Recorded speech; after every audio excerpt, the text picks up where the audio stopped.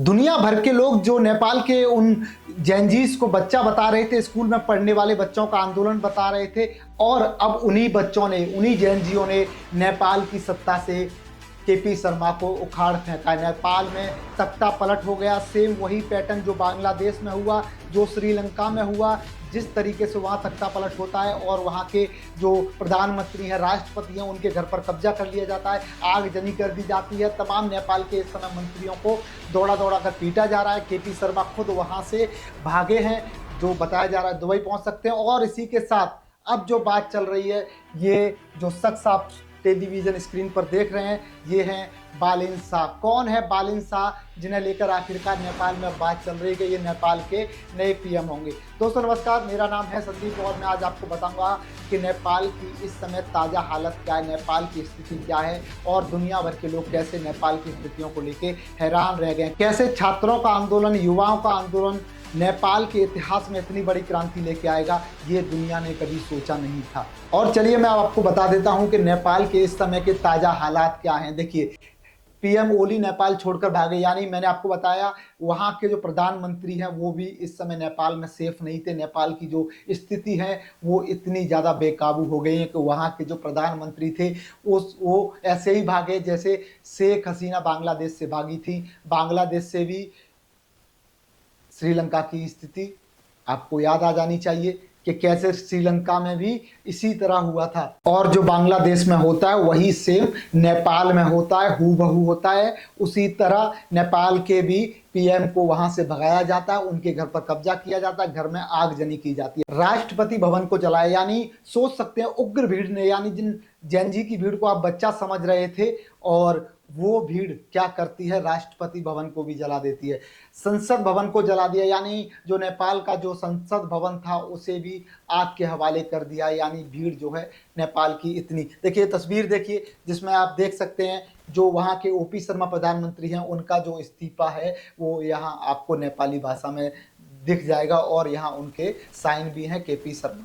देखिए केपी शर्मा ओली के साइन भी हैं। और ये भीड़, ये जेनजी की भीड़ जो है इस समय पूरे नेपाल में तांडव मचा रही है, बेकाबू हो गई है। और अब सेना को भी नेपाल की धरती पर उतार दिया गया है, सेना ने मोर्चा संभाल लिया है और लोगों से अपील कर रही है। लेकिन ये जो जेनजी की भीड़ थी, ये ना तो सोशल मीडिया बैन के कारण उग्र हुई है, क्योंकि इनके पीछे का मोटिव वो अब कहीं ना कहीं समझ में आता है, वो थी केपी शर्मा ओली की कुर्सी, जिसे लेकर जेनजी बेकाबू हुए। प्रधानमंत्री के घर को जला दिया। यानी देखिए, ओपी शर्मा को पहले भगाया नेपाल से, फिर घर जलाया, मंत्रियों को दौड़ा दौड़ा कर पीटा जा रहा है। यानी नेपाल की जो स्थिति है वो इतनी भयामय हो गई है कि वहां के मंत्रियों को दौड़ा दौड़ा कर पीटा जा रहा है। यानी नेपाल के जितने भी जिले हैं सब में ये असर इस समय देखने को मिल सकता है। और नेपाल की जो स्थिति है, अब इस पर काबू पाना एक ओपी शर्मा के हाथ में नहीं था, इसीलिए ओपी शर्मा नेपाल से दुबई भाग गए। और अब जानते हैं आखिरकार जब नेपाल में इतना बड़ा आंदोलन होता है, जेनजी की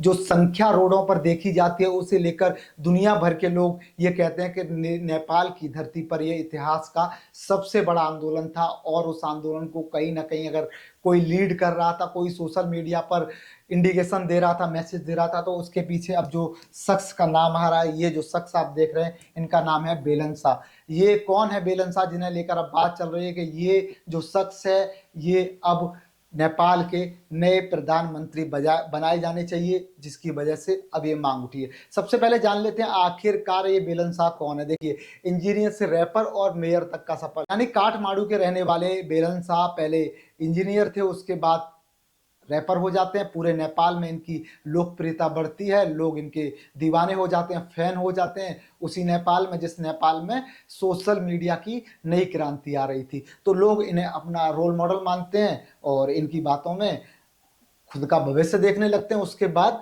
ये काठमांडू से ही मेयर बन जाते हैं। जब मेयर बनते हैं तो इनकी जो लोकप्रियता थी वो तेजी से बढ़ने लगती है।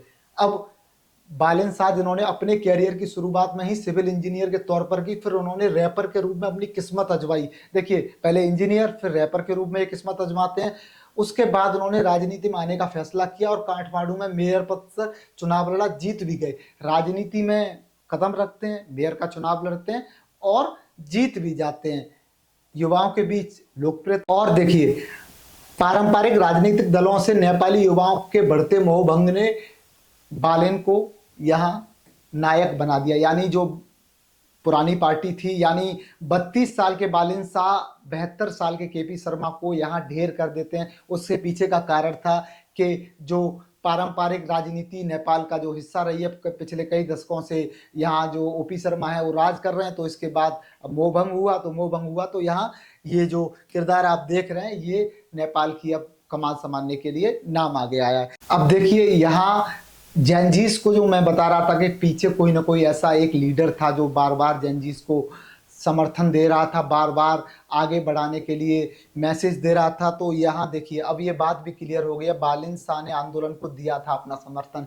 यानी जो काठमांडू के मेयर हैं, यानी जो नेपाल के रैपर हैं, इन्होंने भी इस जो जैनजी का जो आंदोलन था इसे अपना समर्थन किया था। और देखिए यहाँ बालिन शाह ने एक लंबा चौड़ा पोस्ट सोशल मीडिया पर किया था जिसमें कहा था कि भाई ये जो जैनजी आंदोलन कर रहे हैं मैं इसमें पूरा अपना समर्थन देता हूँ। हालांकि जैनजी आंदोलन है तो इसमें कहीं ना कहीं मैं बूढ़ा भी नजर आ सकता हूँ और इस आंदोलन को मैं राजनीतिक हवा नहीं देना चाहता हूं, जिसके लिए मैं इसका समर्थन तो करता हूं पर इस आंदोलन में शामिल नहीं होऊंगा। पर इसे लीड यहां पर ये जो बालिन शाह है लगातार कर रहे थे, जिसके बाद अब नेपाल में इतना बड़ा तख्ता पलट हो जाता है। जिस जैनजीस को लोग बच्चा समझ रहे थे वो जैनजी नेपाल की राजनीति में इतना बड़ा केंद्र बन जाएंगे। सोशल मीडिया से शुरू हुई ये क्रांति नेपाल के इतिहास में हमेशा याद रखी जाएगी। आपको क्या लगता है, बालिन शाह को नेपाल का नया प्रधानमंत्री बनाना चाहिए? क्या ओपी शर्मा के साथ जो हुआ है वो ठीक हुआ है? कमेंट बॉक्स आपका इंतजार कर रहा है, फटाफट कमेंट बॉक्स में अपनी राय जरूर दे दीजिए। धन्यवाद।